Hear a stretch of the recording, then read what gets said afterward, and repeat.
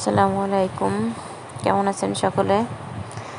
আজকে আপনাদের সাথে শেয়ার করব কিভাবে আমরা রাতের বেলা ভাই বোন নিয়ে এবং ছেলেদের নিয়ে বাইরে গেলাম, কি করলাম না করলাম সব কিছু আপনাদের এই ভিডিওতে শেয়ার করব।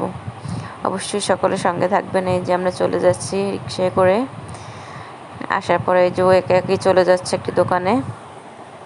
আসলে আমার পিচ্চি বাবাইটা একটু ঘুরতে বের হলে অনেকটাই খুশি হয়। এই যে দেখেন অনেকটাই ভাব নিয়ে চলতেছিল।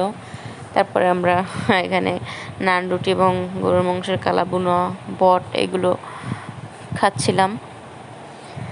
খাওয়া শেষ হলে কেউ কেউ বললো আবার ককটেল ফুচকা খাবে, কেউ লাচ্ছি খাবে। এই জন্য আমরা আবার চলে আসলাম অন্য সামনের দোকানে। এই যে সামনে যখন এসেছি, আসলে গ্রাম থেকে ছোট ভাই এসেছে, তাদেরকে নিয়ে একটু আনন্দ করলাম এবং খাওয়া দাওয়া করলাম, একটু ঘোরাঘুরি করলাম। ছেলেরাও খুব খুশি হলো, এই জন্য আমরা একটু সামনে বের হলাম। এই জায়গাটা দেখে অনেকেই চিনতে পারবেন। কে কে চিনতে পারবেন অবশ্যই আমাকে কমেন্টে জানাবেন। আমি জায়গাটার নাম বলবো না। আসলে আমার ছোট বাবাইটা এত দুষ্টামি করতেছিল যে ওকে আমি বসাইতেই পারতেছিলাম না। এবার ওকে নিয়ে এসে একটা সাইডে বসাইলাম। সাথে সাথে সে মেনু কার্ড দেখে অর্ডার করতেছিল।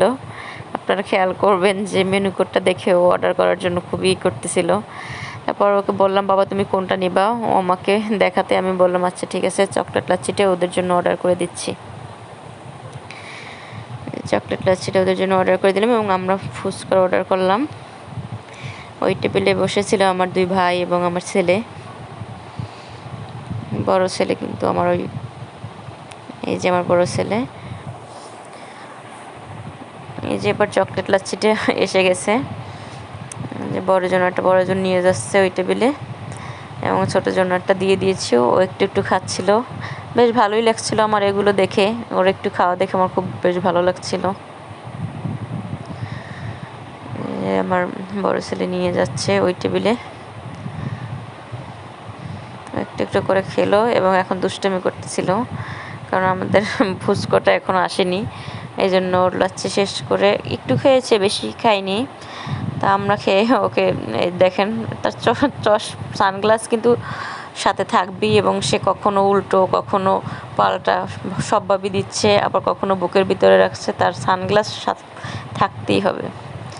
আর এই বের হয়ে একটু সিঁড়ি দিয়ে সে একাই উঠে যাচ্ছে উপরে। তাই দেখে আমার বড় জন আবার যাচ্ছিল, দুই ভাই মিলে উপরে উঠতেছিল।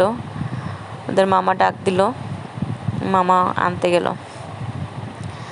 দুজনকেই খুব রাগ করলো যে তোমরা দৌড়োদৌড়ি করতেছো কেন, পরে ব্যথা পাবে। এই যে আমার ছোট ভাই নিয়ে এসে যখন একটু বকা দিল, তার কান্না কে আর ধরে রাখবে।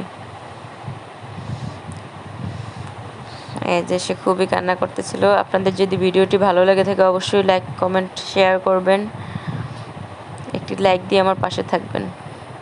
এই যে সে কি অঝরে কান্না করতেছিল, তাকে টিস্যু দিয়েছে তাও সে নেবে না, খুবই রাগ করেছে। আসলে আমি অত ভিডিওটা খুব ভালোভাবে ভয়েস দিতে পারি না,